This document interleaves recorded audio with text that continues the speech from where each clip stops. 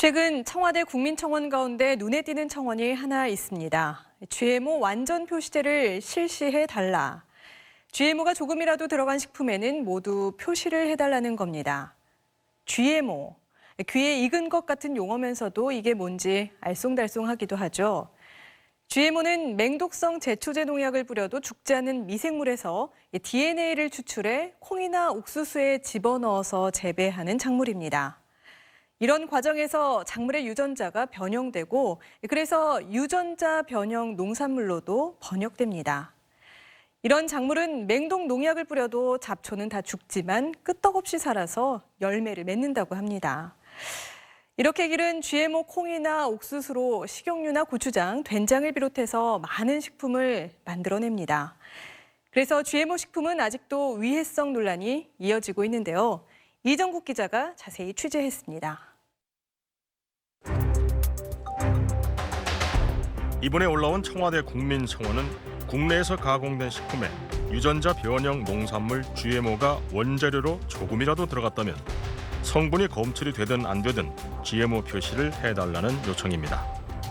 한 달 만에 21만여 명이 청원에 서명했습니다. 20만 명이 넘으면 청와대가 이에 대한 답변을 해야 합니다. 엄청난 양의 GMO를 습해서 우리가 먹고 있는데도 불구하고 실제로 먹는 제품에는 하나도 표기된 게 없어요. 그 원료가 GMO를 사용했으면 GMO를 사용했다라고 표기해달라는 게 우리의 주장인 겁니다. 일반 소비자들은 GMO에 대해서 어떻게 생각하고 있을까? 지금 여기 마트에도 GMO가 원료로 된 식품들이 굉장히 많아요. 혹시 어떤 제품이 그런지 혹시 아시는 거 있어요? 글쎄요. 콩 이런 거에 많지 않나요? 잘 모르겠어요. 콩, 그렇죠. 콩하고 옥수수. 콩, 옥수수, 뭐 두부 뭐 이런 데 많겠죠? 예, 그렇죠. 잘은 모르지만 그냥 안 좋은 거다라는 거 정도는 알아요. GMO 완전 표시를 해달라는 국민청원에 대한 의견도 물어봤습니다. 표시하는 게 좋을까요? 이대로 가는 게 좋을까요? 표시하는 게 좋죠. 선택사항이니까. 그렇죠. 그게 이제 싫으면은 안 써도 되고 모르고 쓰는 사람들도 많이 있거든요. 그 GMO라는 그 단어를 그 뜻을 모르는 사람들도 많이 있을 거란 말이에요. 그러니까 그에 대한 설명도 같이 해야 된다고 생각을 해요.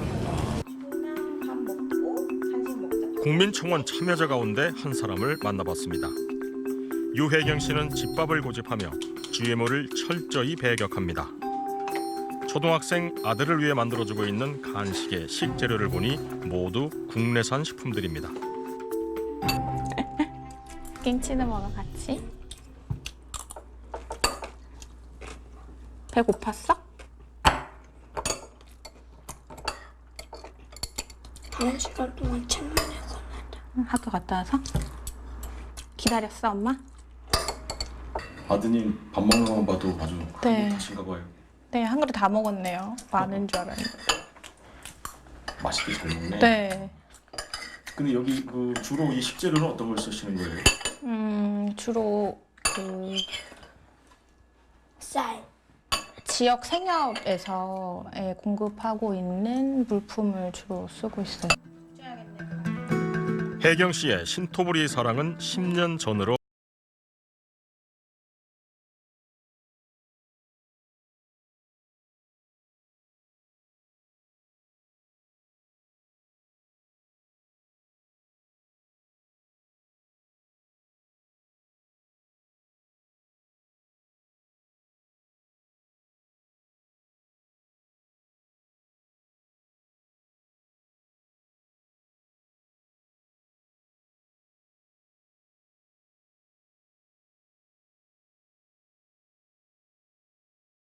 해보시니까 어때요? 뭐 좀 변화가 있어요?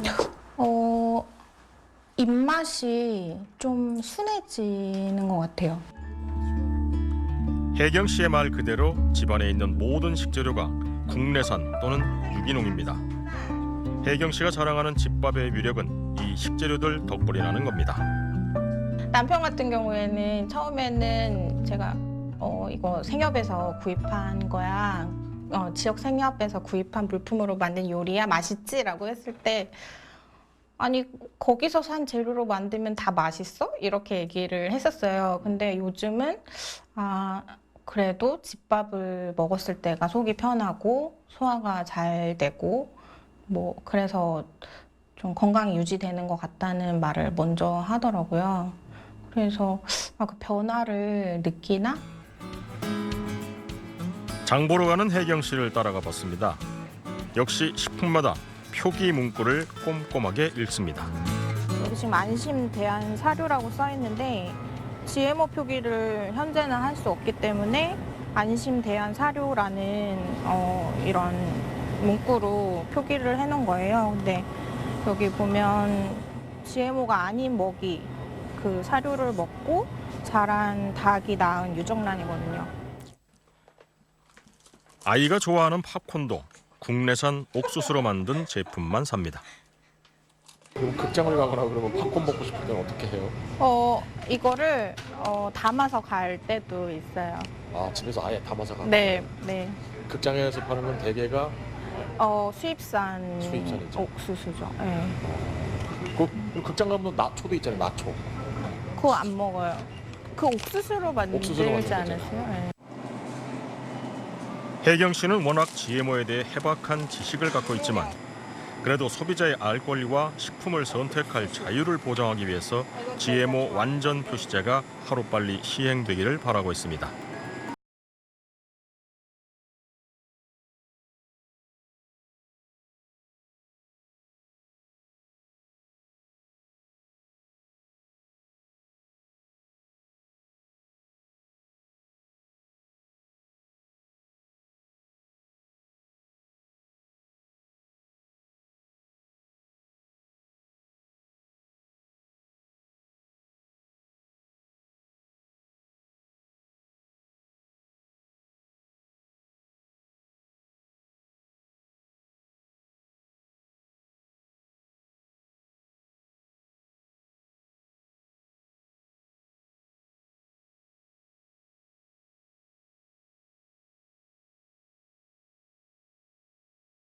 지금 대표되는 그 물품으로는요, 식용유하고 과당 그런 것이거든요.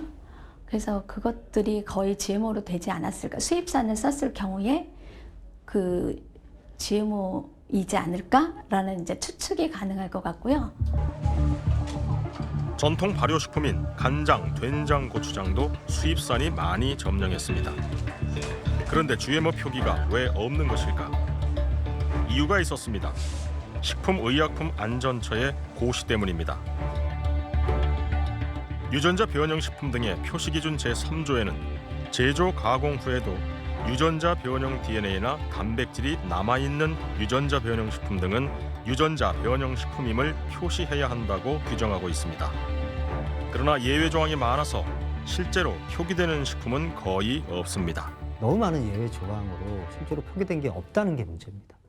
그 예외 조항 대표적인 게 DNA나 단백질이 남아있지 않은 경우, 의도적 혼입치가 3% 이하인 경우에는 표기하지 말라라고 하고 있고요. 그러다 보니까 뭐 식용유 형태나 당류 형태로 가공해서 그런 거를 검사해도 검출이 안 나오기 때문에 표기할 필요가 없는 거죠.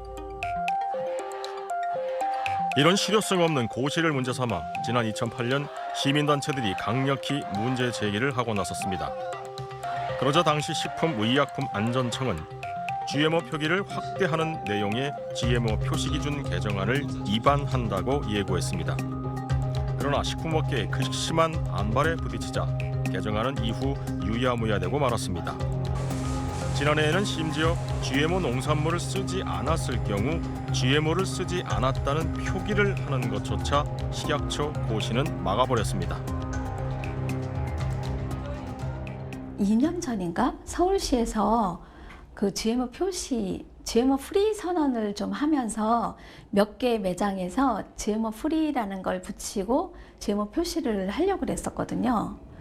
그랬는데 현 식품위생법상 그 표기를 그렇게 표기를 할 수 없기 때문에 그래서 다 그거를 떼어낼 수밖에 없었거든요. 서울시로서는 아쉬움이 큰 사업이었습니다. 그게 15년이니까 16년에 그 생협이나 농협 여기에서 이제 서울시랑 MOU를 맺어가지고 그 사업을 한번 진행한 적은 있습니다. 그 당시에는 넌GMO라든지 GMO 프리라든지 여기에 대한 이게 구체적으로 그 법이나 고시로 어떻게 해야 된다 말아야 된다라는 게 없었어요.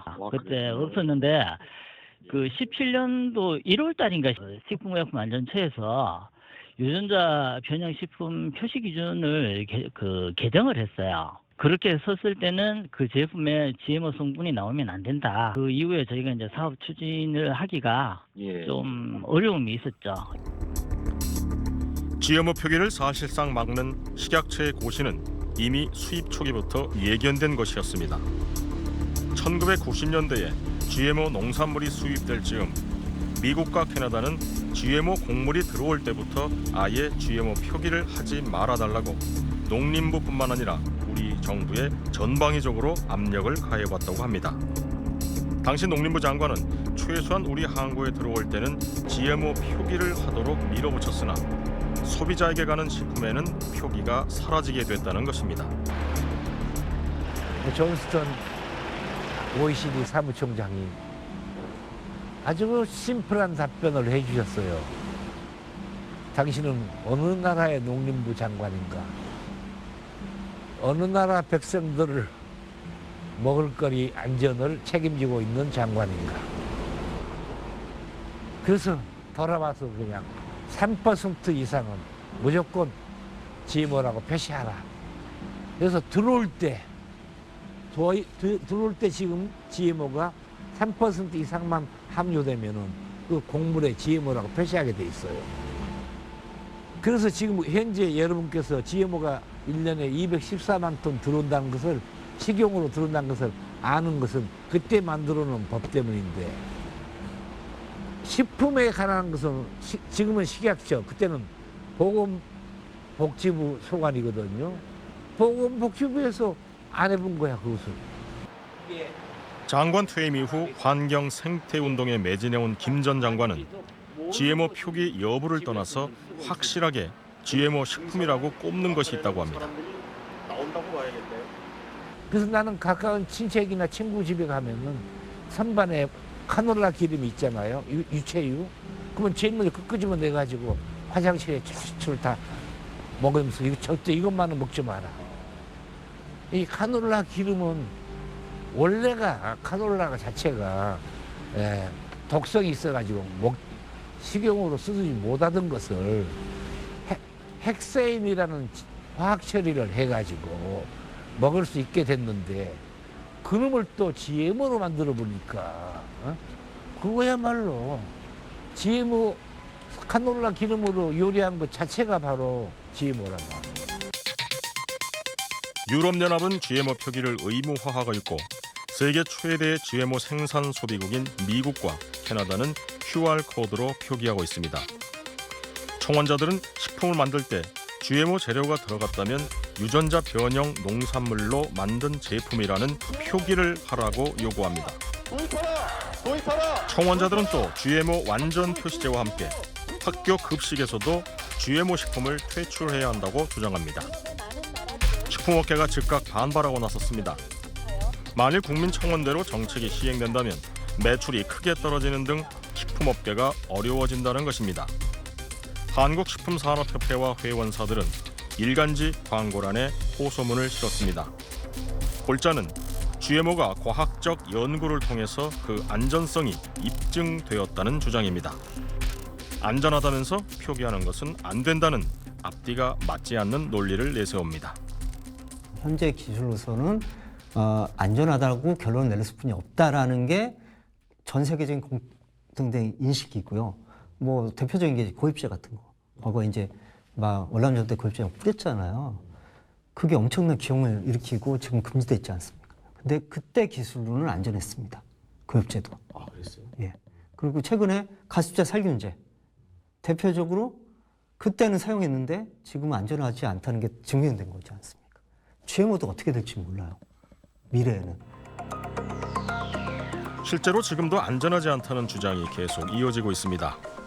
20여 년 동안 GMO 연구를 하면서 관련 논문 수십 편을 발표하고 20여 건의 GMO 특허도 받았던 생명공학자 이명석 교수. 임 교수는 2년 전 GMO 작물에 뿌리는 농약의 위해성을 알고 나서부터 GMO의 위해성을 널리 알리는 활동을 하고 있습니다. 그 농약은 글리포세이트였습니다. GMO 농산물을 재배할 때 잡초만 골라 죽이는 제초제입니다. 글리포세이트는 식물의 표면에만 묻는 일반 농약과는 달리 식물의 뿌리 속까지 깊게 침투하는 독한 농약이라고 합니다.